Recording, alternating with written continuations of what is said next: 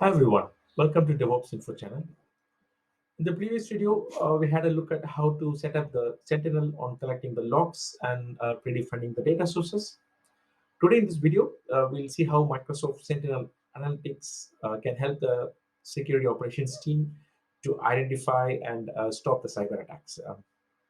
So post configuration, after navigating to the Sentinel workspace, you could see an overview page like below. Like this is like something like a bird's eye view, which is giving you uh, overall security posture of your organization. So this is like something an enterprise threat information which is provided by the Microsoft Sentinel. At this moment, since it's a new environment, I don't have much data that has been collected. But this is something like a single page where you can see the threat visibility and also you can do the proactive hunting and a lot of threat responses you can do from this place. So let's take a look at that part. So overall, like Microsoft Sentinel provides an intelligent solution that you can use to detect potential threats and vulnerabilities across your organizations. And this will definitely help in detect, investigate, and remediate your cybersecurity threats. So uh, we all know we have some built-in worksheets because we saw the data connectors that was configured especially for the on-premise, sorry, for the VMs which is running on the Azure, and also we had some connectors going for uh, uh, connectors which was going for actually Office 365 and Microsoft Defender. So in order to use the default worksheets, because there are some contributions that is coming from the Sentinel community that is really benefiting, which we could take a look at now. So when you go into the Microsoft security events, in the open connector page, this is one of the connector which we established. So you see something called next steps, because previously in the video we saw how to set up the configuration. We are collecting at the moment the Windows events. So the next steps, when you go to the next steps, you will get some recommended workbooks, because there is something called workbooks gallery. If you go into the workbooks gallery, there is a lot of options to choose the workbooks. But this is something called recommended workbooks, which gives you an option to choose the workbooks from based on your connections that is being received for this particular thing. So here we have options like identity and access, insecure protocols, Windows Firewall. These things are coming based on the connection and the logs it's received. So in our example, I'm just going to choose something called Sentinel Workspace Recon Tools, because I found this workspace from the Microsoft Sentinel community to be really useful. So let's take a look at it. How what are the events that we can go further with this? What are the things we can do? So in the Sentinel workspace, when you select that gallery content, it would ask you to view the template. The moment when you click on view the template, it's basically it's asking you to choose the subscription and the workspace which you have the logs ingested and the time range. So in our case, like I'm just selecting the correct workspace and then the time range. On the bottom, you see these are the workbooks queries they have created for ourselves. So it's something like they are already predefined queries, and based on the events that is received from your VMs, it's going to give you the logs. So the first thing, like when you click on the simple search, it is going to give you the results of all the events that it has been collected. So this is like the security event, whatever it has been collected. This is the simple search. So this is just showing what are the event that's collected. And the next one is I found the interesting one is the table explorer, which seems to be very promising. They have built this query really good. So in the table explorer, you have something called security event, sign-in logs, heartbeat. Heartbeat is something like when your device uh, was turned off. With the heartbeat, you'll be able to find when your VMs do not respond, and then you'll be able to understand, okay, they're not running. So, for example, when I click on the security event, like there are a lot of options in the column picker. Further, it brings like when the account expires, and then it gives the records. And also, for example, there are a lot of things which is really helping. For example, authentication level, and then okay, and also for example, in the usage, you also see like what are the usage you have. So this is a table explorer which you can use based on your based on the table, based on the column, or based on the field, whatever you want to query. And the next one is the interesting part is the security events, which gives more information about the security events with the table columns. I like this particular workspace a lot, because here you could filter an event. For example, when I choose the event ID 4624 and scroll down, it is going to tell me what are the last successful login events. Like okay, I think it's little bit column is not expanded, but I can show you. Okay, so you can see here like what are the account that was successfully logged on, based on the event you can choose, and also there are event that successfully which did not log on. That is also you can see. For example, account failed to log on. Yeah, this is my test environment, so the logon count should be more because I am doing a lot of the DevOps testing on here. So as a result of that, you can also see some lot of failure logs. So based on the events, you could filter, and also in our case, like we have two agents configured as in our previous example. So if you want to receive the logs only from one device, then you can also do the device filter, and the account filter is there. If you want to choose only a particular account, you could also choose the particular account. And also if you want to know only from the IP address, if I want to see what are the logs that have been received from okay, let's say from a particular IP, then I'm also going to receive that. So which is really good. I can do a filter easily based on the events, device, account, and the IP address. So this is coming, free from the Microsoft Sentinel community. I would suggest to use this, and later if you want, you can also modify this part. So the next thing which you could see is like the agent health. I remember we talked a little bit about this in the previous video. So in the agent health viewer, if you could see, like I have two VMs which has been configured. One is the Skype, other one is the domain controller, and the extension. If you see, for the domain controller is something called MMA Direct, and for the Skype it is showing as extension. So if you remember in the previous video, I was telling how VM is establishing, the Azure VMs is establishing a connection towards the Sentinel log analytics workspace. This is like when you go into the log analytics workspace, and when you see the Azure VMs, when you just click on connect, it is doing a Microsoft monitoring agent direct connection. So in that case, you really no need to download the log analytics workspace agent and then configure the workspace ID and the key. So it's just only connect, that works perfectly. So for the Azure VMs, it's very simple. You see in the Azure in the VMs, in the Azure VMs, if they say disconnected, you select that particular VM and connect. It is going to do a MMA direct connection. And for this SFB 2015, I wanted to show the difference between the extension and the MMA direct. So that's the reason I downloaded the agent and configured the workspace ID and the key. That is the reason it is showing the type extension. So with this agent, with this agent board, agent health viewer board, you would be able to see how many agents are successfully established a connection and they are working fine. So this is one of the best option that you can choose to uh, check all the VMs and all your service which is running on a data center. Agents are active and they're reporting and sending the logs to the Sentinel workspace. So I find this default workbook which is present, Sentinel Workspace Recon tool, is nice, which is from the Microsoft Sentinel community, which you can use it. Okay, and then just going back to the Microsoft Office 365, when you go to the connector page, we also get some similar recommendations from the workbook. So in the next steps, in the configuration, we have selected to receive the logs from Exchange, SharePoint, and Teams. So when you go into the next step, there is also recommended workbooks, SharePoint and OneDrive, Office 365, and Exchange Online. So in my case, I'm just selecting Office 365, and then in the gallery content,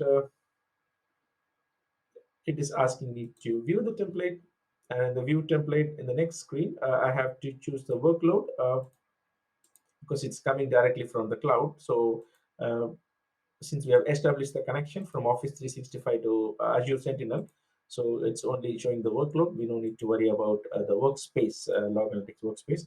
So here I'm just selecting all the items I wanted to know. How is the general overview?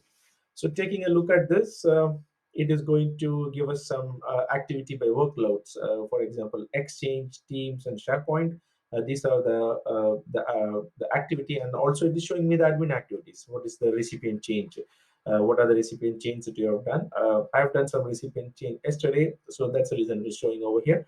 And going further, it could also show me group activities per week, user activities per week. And also you see the recent changes. What are the recipient activities that you what are the recent activities that has been done? We could also see all this information. So this workbook is also sound promising. You can always use this because it comes default from the gallery, so you don't need to build something from your own. So basically you can just use this, and later you can start building your own workbook. So just going back, even in the workbook, you have option to use the workbook of Microsoft Teams. There is a separate workbook even for Microsoft Teams. You can use that Microsoft Teams workbook. It is giving more detailed information on Teams. What are the activities that is done? Who added to a team, who removed from a team. Those kind of information is coming in the workbooks gallery. I would also suggest you to take a look at that. So summary: the data connectors is good, and then the templates found to be promising, and I would suggest to take a look at this. And about the data connectors overall is like they are promising with the default workbooks in the gallery, and it will help you to get started on gaining insights on your environment to understand how is your security posture with the data connectors that your data connections data that you're receiving from the data connections. Okay, so this is the one way of doing it with using the data connectors. And the next one is something called analytics. So the analytics is something like they have some default set of rules, the rule templates. They were created by Microsoft team for security analytics and specialists based on well-known threats. Like a group of Microsoft engineers, they work together, and then they have created a really great templates. These templates you would see it here on the rule templates. So these templates can be used to construct the rules. They can be used to construct the rules that will automatically scan your environment, and they will let you know for any suspicious behavior. Many of the templates can be altered to search for activities that you are requesting, whatever you want to check in your environment. And these rules alerts will result in occurrences that you can assign, and then you can look in your environment. Basically, I see these rules can be used to improve detections, investigations, and also for the threat hunting. So by default, when you go into this analytics, you could see the first one, which is the fusion. Fusion would be turned on by default for any environment. Like if you go to this configuration, data connectors is the one which we saw, and the second one is the analytics. In the analytics, you would always see the fusion, advanced multi-stage attack detection. This would be turned on by default because what it is like this fusion rule is one of the advanced rule which was created by Microsoft, which is helpful in detecting any frequent attacks or any kind of security vulnerabilities that is coming in your environment. Because this was created by Microsoft, they have something called Fusion Correlation Engine, and then it is using some machine learning algorithm. And this is capable of detecting the advanced multi-stage attacks by correlating many alerts and events that is coming in your environment. So by default, it's enabled because the logic is hidden. It is not customizable. You can create only one rule within this template. So, for example, when you take a look at the let me minimize this. So when you take a look at this fusion, if you see It is the description. You have a ID, the description, and then it is the default one built by Microsoft. And when you scroll down, it is having these tactics and techniques. So this tactics and techniques is also one important point which we need to talk, because Microsoft use something, a technology called MITRE ATT and CK. So this MITRE ATT and CK are some adversarial tactics, techniques, and then common knowledge attack. So this MITRE and ATT-CK framework is a curated knowledge and a base model for cyber advisory behavior. So if you ask how this fusion is working, the background of the fusion is they are using meter, ATT, and CK. So this is the background adversarial tactics they are using to collect the machine learning algorithm. So if you see, you can see the tactics and techniques is this one. And if you scroll down, you have something called edit, and in the edit, in the configure fusion, next page, you have option to choose the anomalies. Like anomalies is something, uh, if any kind of unsuspicious activities that is happening on your application across your ecosystem, then it will also be included in this fusion attacks, in this fusion reports. So in the alert providers, you could choose what are the uh, applications you want to configure for this. For example, if you want for Azure Active Directory Identity, you can select Defender, Azure Sentinel. So, and also you can select further drill down about the severity. If you want to, let's say, if for identity protection, I want only high and I wanted to remove everything, I can do that. So, I would also suggest you to work on this, because you don't want to receive a lot of false positives and alert bombing on your environment.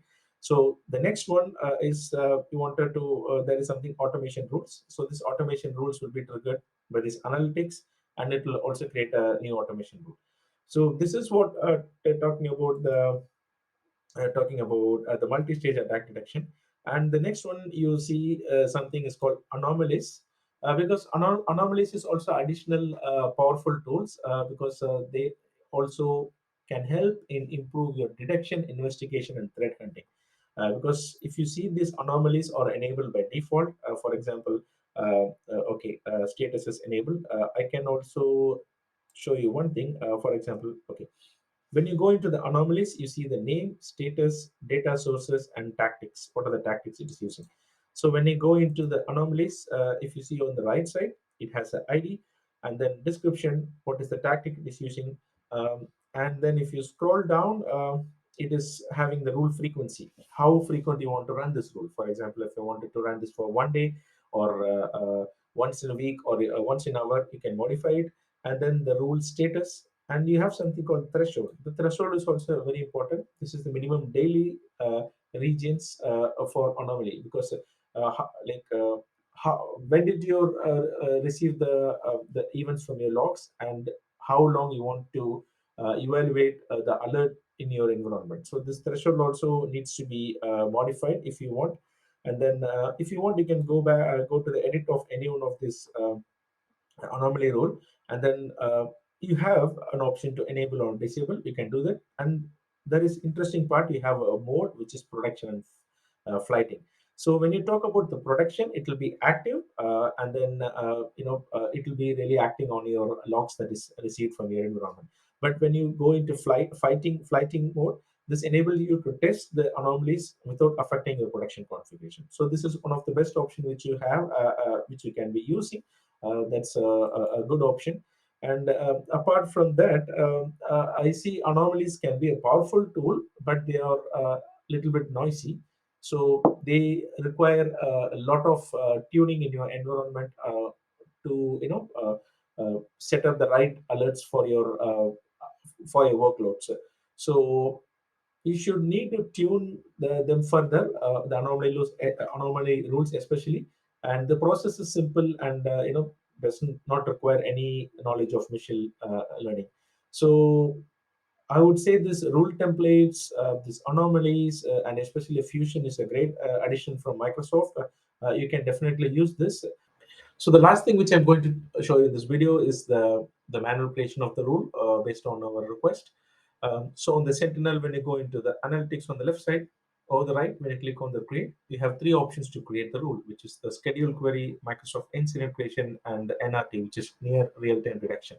So in the schedule query rule, it's something like you can create a rule of your own by defining a log analytics query on your side, which would then eventually generate an alert, and then you can create an incident based on the automated response. I would show you an example which I've already created for a better understanding. So here, this is something called Azure Activity Alert, which is already created based on the scheduled query. So I've just given a name, Azure Activity, severity is medium, and then when you go into the next, which is the rule logic, I've defined a cluster query language where like the Azure Activities create or update a virtual machine, and the operation name is created deployment, just generate an alert. And if you scroll down, you can set up the query schedule, like run this query every 5 hours and look up the data from the last 5 days. And there are also alert threshold which you can define if the generate alert when the number of query results is greater than 1 or 2. So this is the analytics, the logic that you're defining with your cluster query language that you're going to put it over here. And in the next incident settings, you have an option to enable an incident. So when this alert is triggered, and eventually that will also generate an incident on the Sentinel. So the next thing is something, the automated response, which I like it because in the automated response, what you can define the logic is, if an incident is created, then assign this incident to a particular group where the team members could just eventually pick up this incident and act on it. So in my case, I have not, I didn't have a group, so just I have created a trigger, like when incident is created, then assign an owner, and that's me, which I can show you when you go to the edit. So here, the incident automation rule name when an incident is created, and then the analytic rule name has Azure Activity Alert, which is we created, and then assign a owner is me. So by this, like any Azure activity that's happening, VM creation or deletion, like my particular team, SOC team group is notified with an incident and they can act on it. This is a really good option, which I would definitely recommend to take a look at it. And then the one which you see is the Microsoft incident creation is like, it's more or less the same, but in the analytics rule logic, you don't need to define your own cluster query. You can select the Microsoft security service from your tenant. So I can just choose Microsoft Defender for Office 365, and then next I can include the specific alerts by mentioning the text. Okay, if anything is related to guest or anything that's related to password, then go with the next step with the automated response and assign it to a particular team. That is one option. And also the next option you have is the near real-time analytics. It is more or less like the scheduled query rule, but it runs on once in every 5 minutes. So running this in once in every 5 minutes is definitely going to query a lot in your environment. So you need to keep in mind that for what you're creating this. So by this you can definitely create your manual rule on your environment, and that can help you in analyzing your um, uh, any severity that is coming in an environment. So overall, like yeah, Microsoft Sentinel can really help in analyzing our data collected from different environments, workstations, servers, devices, and also from even from network devices. So this is really helpful, in these rules, these analytics rules and the data connectors can help to ensure that your SOC team is always alerted with all kind of potential security incidents in our environment in a timely manner, and also we can set up some automated response whatever we saw. Hope you enjoyed this video. We'll also have one more video to have more deep dive on the Microsoft Sentinel part. Thank you.